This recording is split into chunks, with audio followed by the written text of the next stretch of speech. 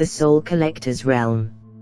In the heart of a forsaken city, shrouded in perpetual twilight, stood a derelict building long abandoned by the living.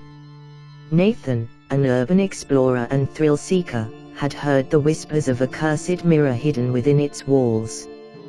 Curiosity and a penchant for the supernatural led him to its decaying entrance, armed only with his camera and a sense of adventure. As he navigated through the dust-laden corridors, the air grew colder, and an eerie silence enveloped him. The building, once a hub of activity, now reeked of despair and decay. Shelves lined with moldy books seemed to watch him as he moved deeper into the structure. Finally, he reached a grand room, its centerpiece an enormous, ancient mirror framed in dark, twisted wood.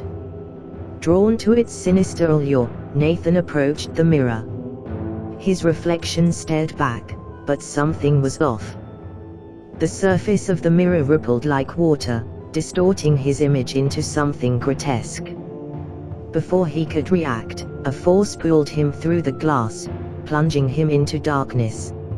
Nathan awoke in a nightmarish realm. The sky was a sickly red, casting an eerie glow over a desolate landscape filled with twisted, barren trees and rivers of molten lava.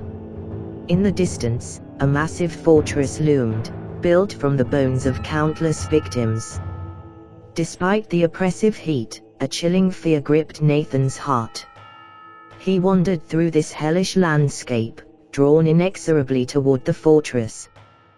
The air was filled with the faint, tormented whispers of trapped souls.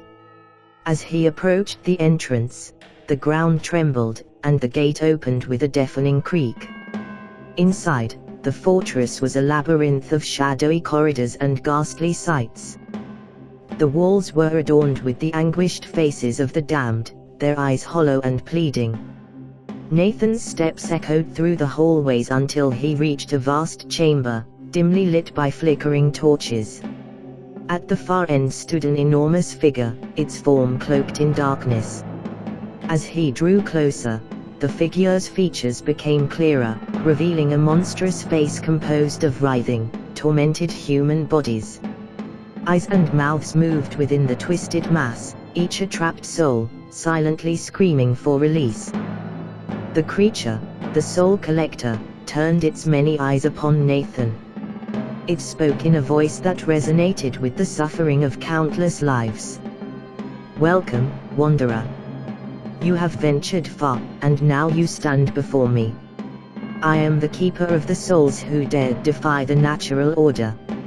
Nathan tried to speak, but his voice failed him. The Soul Collector extended a hand, and the ground beneath Nathan's feet crumbled. He fell into a pit filled with grasping hands, each one desperate to drag him down. In a final, desperate act, Nathan reached for his camera, the only link to his world. As he pressed the shutter, a blinding flash of light erupted, momentarily stunning the Soul Collector. With a surge of adrenaline, Nathan clawed his way out of the pit and stumbled back toward the entrance. The fortress began to crumble, the anguished wails of the souls growing louder. Nathan burst through the gates, sprinting back toward the portal he had emerged from. The mirror stood as he had left it, its surface now a swirling vortex. Without a second thought, he leapt through, crashing back into the grand room of the derelict building. Breathing heavily, he glanced at the mirror. It was just a mirror again, reflecting his pale, terrified face. Nathan fled the building, vowing never to return. But the image of the Soul Collector's monstrous face, made of countless suffering souls, would haunt his dreams forever. As Nathan's story spread among the few who listened, the abandoned building remained a beacon for the curious and the brave. But those who ventured too close to the cursed mirror often disappeared, becoming just another part of the Soul Collector's grotesque visage, trapped in the realm of eternal torment.